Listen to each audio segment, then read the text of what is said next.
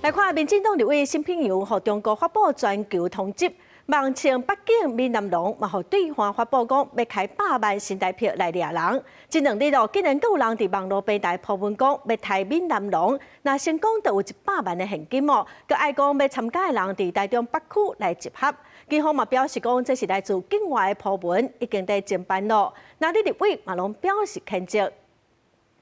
我相信呢，以中国的这个反应来讲，看起来就是他们被突袭了，然后又要再来不管是跟踪啊等等之类的，我想说应该没有那么容易了。 伫德国转来，民进党立委沈碧阳伫咧立法院对于和中共全球通缉一重申，只要是中华民国的国民，拢无应该受到恐吓。只因为你伤害中国人的感情，只因为你认为台湾不是中国的一部分，然后他就说要制裁你，就说你要分裂国家。我认为我们应该要站起来，要守护整体台湾国民的安全。 另外，网红霸将闽南龙也能和对方发布赏金通告，赏金换算台票上悬109万。结果有网友伫咧社群平台要做暂时选手，甚至烧招伫台中会合，讲要伫14行动。非常不认同这样的一个网友的言论哦，大家要知道哦，现在是法治民主的社会，任何有这样子的伤害的行为呢，这都是我们不愿意看到的。该留言账号是以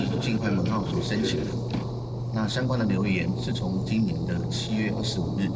开始活跃。那留言的内容是针对两岸的情势或鼓励中国的贴文来进行留言，所以我们研判该账号是